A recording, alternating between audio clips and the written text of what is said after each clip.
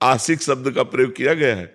हरि आशिक, आशिक जो होता है ना, आशिकी एक बड़ी गजब की चीज होती है, संपूर्ण संसार से राग छुटवा कर एक में प्रकट कर देती है। एक धनुर्दास जी थे, उनको अपनी पत्नी में बहुत प्यार हो गया था। इतनी सुंदर वो थी और इतना उनको प्यार हो गया था कि वो देखते ही रहते थे। तब जैसे बाजार से सामान लाना है तो वो ऐसे नहीं जाते थे, पत्नी को साथ लेके जाते थे। पत्नी सीधे चल रही और आप उल्टे चल रहे, छाता लगा के कि धूप न लग जाए, और ऐसे देख, मतलब अपार प्यार पत्नी से। लोग हंसी उड़ाते, लेकिन उनको इसकी किसी की परवाह नहीं थी। रंगनाथ जी के आचार्य को उनके शिष्यों ने बताया कि आज हमने बाजार में एक आदमी ऐसा देखा जो अपनी पत्नी पर इतना आसक्त है कि वो ऐसे बैग चल रहा है, वो बैग चल रहा है, पत्नी सामने से आ रही है, वो छाता लगा ऐसे। तो उन्होंने कहा ये तो बहुत आशिक आदमी है, इसकी जरूरत तो हमको है, गए हमको मिलाओ। गए तो बाजार में वो सामान खरीद रहे थे, वो एकटक अपनी पत्नी को देख रहे थे। प्यार प्यार होता है, किसी की परवाह नहीं करता प्यार। वो नजदीक गए और उन्होंने कहा तुम इतना अपनी पत्नी में आसक्त क्यों हो? तो कहा बहुत सुंदर है।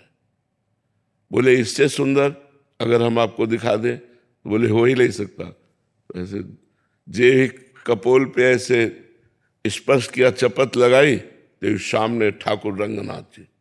छूट गया छाता, छाता छूट गया, पत्नी भूल गए। भगवान की मंद मुस्कान, बहुत बड़े महात्मा हुए, उनका नाम हुआ धनुर्दास जी महाराज, बहुत बड़े महात्मा हुए। तो आशिकी जब प्रबल हो जाती है तब जीना मुश्किल हो जाता है, अपने प्यारे के बिना जीना मुश्किल हो जाता है। अपना प्यारा नजदीक होता है तो डर लगता है कहीं छूट ना जाए, एक भय लगा रहता है कि कहीं हमारा भी छो ना हो जाए, कहीं कुछ हो ना जाए। मतलब वो हर समय अपने प्यारे के विषय में, तब उसे खान पान अच्छा नहीं। खान पान अच्छा जब लगेगा जब प्यारा साथ होगा, प्यारे के बिना खान पान नहीं भावे है, नहीं कोमल वसन सुहावे है, सब विषय लगे ते खारा है, हरि आशिक का मग। प्यार बहुत बड़ी चीज है। गुरुदेव एक आप चपत लगा दिए तो अरे वो तो भाव दशा होती महापुरुषों में, कभी ऐसी भाव दशा उनकी होती है कि वो ऐसे कर दिए, जीव का कल्याण कर दिए। थप्पड़ मारने से भगवत साक्षात्कार नहीं हो जाता। उन्होंने कृपा करके, आचार्य थे ना, तो आचार्यों में इतनी सामर्थ्य होती है कि वो कृपा करके जिसको चाहे पापी से पापी को भी भगवान का दर्शन तुरंत करवा दे। हमारे यहाँ नरवाहन जी हुए हैं, बहुत बड़े डाकू थे, पूरे ब्रजमंडल में थर थर कांपता था ब्रजमंडल, और यहाँ जो आता था उसको कर देना होता था राजा नरवाहन को। तो हरिवंश महाप्रभु राधा वल्लभ जी को लेकर जब वृंदावन आए तो मदन टेर पे विराजमान हुए, और ये सूचना उनके सेवकों ने, नरवाहन के सेवकों ने दी, और उन्होंने बताया कि ऐसे महापुरुष हैं कि हमारी हिम्मत ही नहीं कि मैं कर मांग लूं उनसे। बहुत सुंदर हरिवंश महाप्रभु थे, बड़े तेजस्वी महाप्रभु थे। सेवक जी ने वर्णन किया है, अतुलित रस बरसत सदा सुख निधान बनवास, अद्भुत महिमा महि प्रगट सुंदरता की रास, सुंदरता की रास कनक दुति देह रिज रुचि, बारिज बदन प्रसन्न हास मधुरंग सुचि, शुभ्रु सुष्टु ललाट पट सुंदर कर्णम, नयन कृपा अवलोक प्रणत जन आरति हरणम। इतना सुंदर स्वरूप, और करुणा करके देख ले तो जीव निहाल हो जाए। तो बोले हमारी हिम्मत ही नहीं पड़ी कि हम कर मांगे। तो नरवाहन जी ने कहा कि मैं जाता हूं देखता हूं। तो वो मतलब महाप्रभु के प्रति चले तो हृदय में एक अलौकिक आनंद। तो उनकी हिम्मत नहीं पड़ी कि वो सामने जाए। झरोखे से देखा कि महाप्रभु राधा वल्लभ जी का श्रृंगार कर रहे, कभी किसी को प्रणाम नहीं किया था, बस प्रणाम किया और मन से हरिवंश महाप्रभु को गुरु माना और राधा वल्लभ जी को इष्ट माना, और जपने लगे राधा वल्लभ श्री हरिवंश राधा। ये महापुरुषों का चमत्कार, राधा वल्लभ श्री हरिवंश, राधा वल्लभ श्री हरिवंश। इधर एक यमुना जी से ही व्यापार चलता रहता था पहले, बड़ी बड़ी नावों में, जल जहाजों से। तो यमुना जी से एक व्यापारी जा रहा था, जैनी, करोड़ों असरफियों का व्यापारी था वो, स्वर्ण आदि का सब।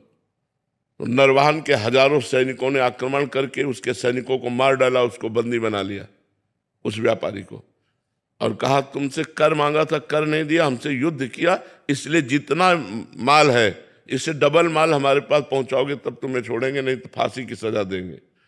और उसको जेल में बंद कर दिया।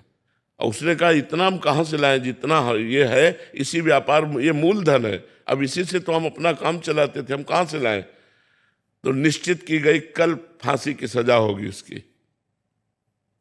नरवाहन जी इन सबसे अलग होकर एकांत में राधा वल्लभ श्री हरिवंश, राधा वल्लभ श्री हरिवंश। एक दासी जो थी वो नरवाहन जी को जो सेवा में उपस्थित रहती थी, उसने भोजन लिया और जैनी के पास जाकर कहा आज खा ले रात्रि में, कल तुझे दिन में फांसी की सजा होगी। तो उसने कहा कोई बचने का उपाय? बोले बराबर का धन दे दीजिए। तो बोले वो तो है नहीं। तो बोले एक उपाय काम कर सकता है, तुम जोर से अभी हम जब भोजन दे के चली जाएं तो जोर से चिल्लाना राधा वल्लभ श्री हरिवंश, राधा वल्लभ श्री हरिवंश, राधा वल्लभ श्री हरिवंश, राधा वल्लभ श्री हरिवंश। मुझे 100% विश्वास है कि तुम्हारे प्राण बच जाएंगे।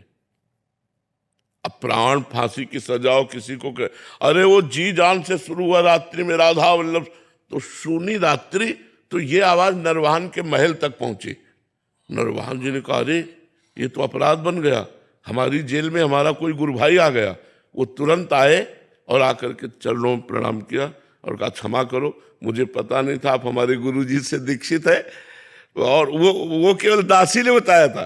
उन्होंने कहा कि अपने सैनिकों को बुलाया और कहा इनको अभी मुक्त करो, और उनको खूब आदर सत्कार किया, खूब सम्मान किया। उस जैनी ने विचार किया कि जिनके नाम के बल से मुझे प्राण बख्शे गए और सारी संपत्ति मिल गई, जहां फांसी मिलनी थी वहां मुझे सम्मान मिला, मैं एक बार चल के दर्शन तो करूं। तो लोगों से पूछा कि राधा वल्लभ श्री हरिवंश के, तो बताया राधा वल्लभ इष्ट श्री हरिवंश आचार्य मदन टेर में विराजमान।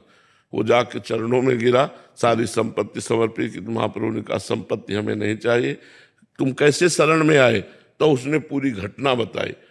तब महाप्रभु ने नरवाहन को बुलाया कि राधा वल्लभ श्री हरिवंश नाम में इतनी श्रद्धा और इतनी प्रीति। तो फिर महाप्रभु ने 2 पद चतुरासी जी के नरवाहन को दिए, मंजुल कल कुंज देश राधा हरि विशदेश।